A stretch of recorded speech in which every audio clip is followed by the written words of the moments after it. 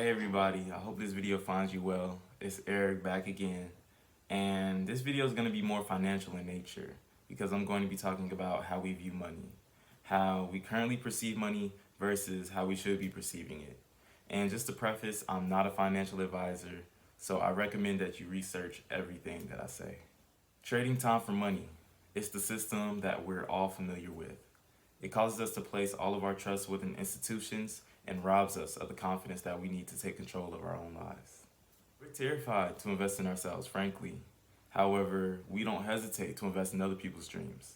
And this is exactly what we do when we purchase Louis Vuitton, Mercedes, as well as other products that we might not necessarily need. And I'm talking to myself here because I consume all the same brands that you do. And I'm not saying that there's anything intrinsically wrong with consuming these brands. However, we must fix our mentality. We don't have the patience to wait until we're in a good financial standing so that we can buy the things that we want. We buy things when we can buy them and not when we can afford them. And there's a huge difference between being able to buy something and being able to afford something. We will go into debt to facilitate someone else's dream, but we won't even do that for ourselves. And when we treat our money like that, when we get it just to spend it, then we're killing our money's momentum. And you know what? I don't blame us because we've been conditioned to be this way by mass consumerism, which, in my opinion, is the Achilles heel of the middle class. However, it is time for us to turn back from that and uncover that veil. I want to discuss investing in yourself. In my opinion, it is better to invest in yourself before you invest in your idea. To reference the Bible in Myron's words, we must be, continually do, then have. We must become the person that can do the thing that we intend to do so that we can sustain on our journeys. To be more specific, this could be investing in books, courses, or even a coach. And the problem with us is that when we purchase something, we want something tangible, something that is going to give us that instant gratification upon purchase. And this can keep us from investing in ourselves intellectually, as those changes tend to take place over time.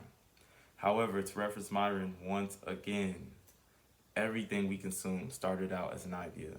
From the device that you're watching this on to the schematic plan of your home. In the idea. 2 Corinthians 9 verses 6 states that he which soweth sparingly shall reap also sparingly, and he which soweth bountifully shall reap also bountifully.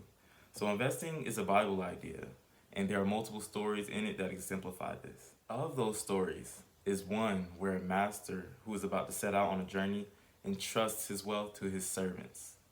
To one servant he gives 5 talents of gold, to another servant he gives 2 talents of gold, and to yet another he gives 1 talent of gold. The one in possession of the 5 talents of gold traded with it and doubled his portion to 10 talents of gold. The one in possession of the 2 talents of gold traded with his also, and also doubled his portion to 4 talents of gold. The one in possession of the single talent of gold did not trade with it, but in fact he buried it, because he was afraid of how his master might react if he lost it. When the master returned, he praised and rewarded the servant that was given 5 talents of gold, as well as the one who was given 2 talents of gold. But upon seeing that the one who was originally given 1 talent of gold had 0 growth, the master admonished him for his unprofitable decision. In fact, he was forced to give the single talent he had to the one who already had 5.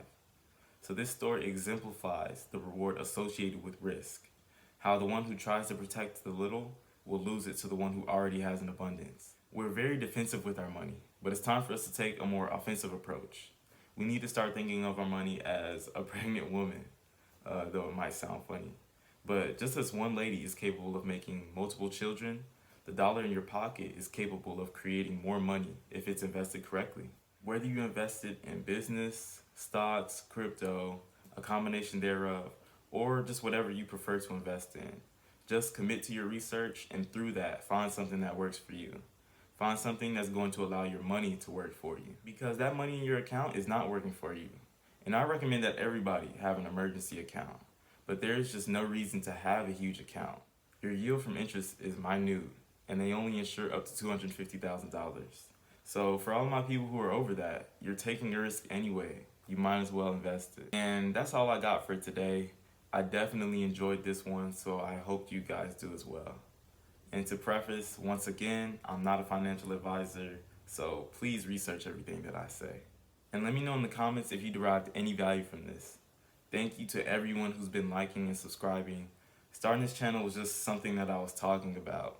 So to see it materialize, it's been an awesome experience. And thank you guys for enabling that. And if you're not subscribed or you didn't like the video, then I ask you to go ahead and do that, because this is going to be a great community that we're building, and I'd love it if you were a part of it. And with that being said, God has a purpose for your life. Thank you for allowing me to make my contribution.